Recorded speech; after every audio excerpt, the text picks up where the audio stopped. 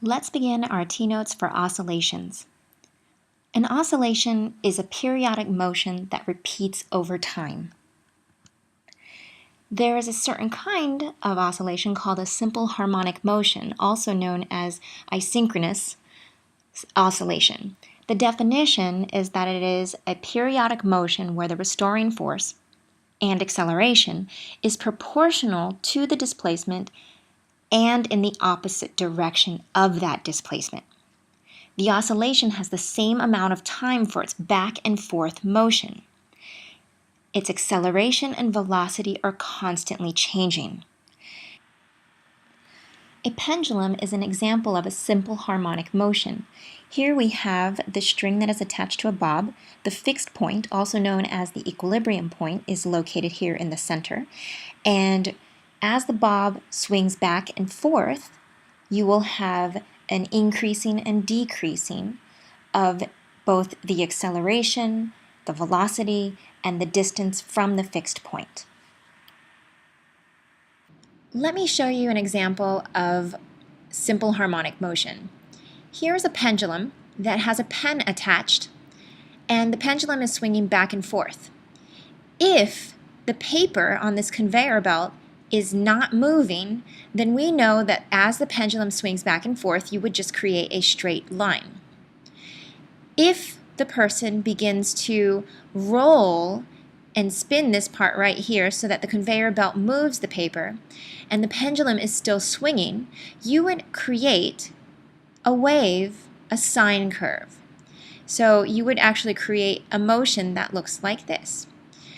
Over here on the right-hand side, you'll see that there is a spring with a mass hanging on the end, and if it is pulled, it would allow the ball to move up and down, and if there is a pen attached to that, and again you'll see a roll of paper, if the roll of paper is moving, then what you would experience is again the drawing of a wave, of a sine curve. So let me show you what that looks like in action.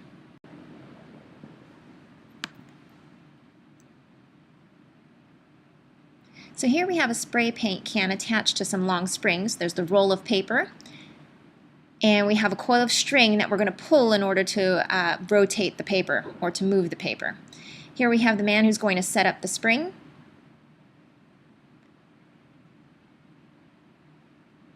And notice how there's an up and down action right now with the vibrations. However, if you pull the paper, it would create this simple harmonic motion, which is characteristic of how waves move.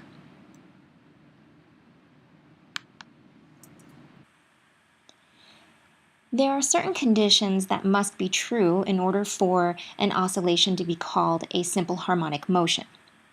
Simple harmonic motion is also abbreviated as SHM for future reference. There must be a restoring force that is present, and this could be due to the gravitational potential energy as found with the pendulum swinging back and forth. It could also be in the tension that is from a spring that is being pulled, either if it's hanging down from a ceiling or if it's being pushed back and forth on a frictionless plane. The third factor is that the magnitude of the force and acceleration is proportional to the displacement from the fixed point. So mathematically what that looks like is the relationship of acceleration and displacement is shown as the acceleration is equivalent to that of the displacement, and the negative sign just shows the acceleration is always in the opposite direction of the displacement. This is also true for force, and that is also proportional to that of the displacement. If we're discussing loaded springs, we would just need to put the constant, the K constant, in that situation. Notice the diagram below. Here we have a loaded spring that is on a frictionless plane, and it is moving back and forth, being stretched back and forth, and there is a fixed point, also known as the equilibrium point here. Notice that the force, which is shown in green here, and that the acceleration in red here is opposite the direction of the displacement. It is also the same magnitude as that of the displacement. For a loaded spring, this makes sense. As the spring is stretched further from the equilibrium point, the displacement increases, the tension increases, and because we know that F equals ma, an increase in force will therefore equal an increase in acceleration. Remember from our mechanics unit, when we were looking at motion graphs, that we could use the graph in order to find the instantaneous velocity by finding the slope of that displacement time graph. We could also find the slope of a velocity time graph, which would give us the acceleration. The same is true for simple harmonic motion graphs. You can use the displacement time graph to find the velocity at any given point. Likewise, you can find the acceleration at any given moment by finding the slope of a velocity time graph. Here are the two graphs that show if you were to find the gradient or the slope of a displacement time or a velocity time would give you either the velocity at that moment or the acceleration. When comparing the graphs for displacement versus time, velocity versus time, and acceleration versus time, you will probably be able to make out a few observations. Let's take a look at this displacement time graph here. And when x is 0, let's follow this line down, and what you will notice is that the velocity will be at its maximum and the acceleration will be at 0. Let's move along where the x is the furthest from the fixed point. In this case, velocity would now be at 0 and acceleration would be at its max, which is in magnitude. It's proportional to the magnitude of that of the displacement.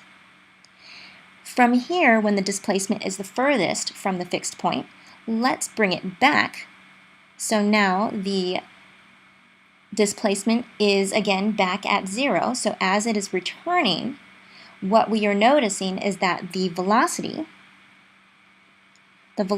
is increasing, and as it increases to its max, the acceleration would then be at 0. It's decreasing to 0. When looking at all three graphs together, you'll notice that they are sinusoidal graphs. They're sine curves. One thing you might not have noticed is that they start at different times, different points of the sine curve.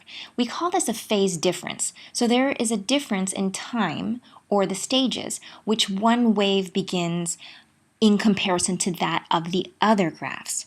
So if we're taking a look at the displacement time, the velocity time, and the acceleration time graphs, they all start at different points along the sine curve. Let's take a look at the velocity time graph. And actually, before we even compare, let's take a look at what one full period is. And remember, a period is one full forward and backward motion. So in this case, we have from the lowest point to the lowest point. So if we were to part this up, this is 1, 2, 3, 4 parts. So you can think of this in quarters for one period. Let's compare the velocity time graph and when it starts. So here what we're noticing is that it is 1/4 a period later. So if we're taking into account that t is period, 1/4 of that would be t over 4, which is equivalent to 90 degrees, or pi over 2. If we're taking a look at the acceleration time graph here, and it starts right up here on the displacement graph, if you were to compare it, it has two portions, which is 1/4 each, and that is equivalent to lagging behind, having a phase difference of 1/2 the period of the displacement graph.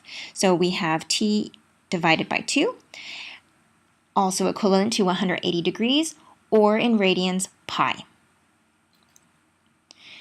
When taking into account simple harmonic motion, we do need to talk about how the energy is changing within the system. With the example of the pendulum that has no friction, there is a perfect exchange of kinetic energy to that of potential energy, specifically gravitational potential energy. When the bob is at the fixed point, in the equilibrium point, we have the velocity at its maximum. And so it is completely 100% all kinetic energy. As it begins to swing further away from the fixed point, there is a conversion between kinetic energy and potential energy until, of course, the bob gets to its maximum displacement from the fixed point. At that point, then what we have is all potential energy and no kinetic energy. As the velocity begins to increase and the bob returns back to its fixed point, then we have this switching, again, of the kinetic and potential energy, and it just swings back and forth between kinetic and potential energy. When you are graphing this, you will see that there is a direct correlation of this conversion. So when you have 100% kinetic energy, you have no potential energy. And likewise, when you have a high level of potential energy, you have the opposite amount of kinetic energy. So as kinetic energy increases, potential energy decreases, and vice versa. All right, so we are done with our TNOTES. Be ready to apply this information in class. Take the time to look at the online textbook as well as your textbook for worked examples and to do some of the review questions. And thanks for watching.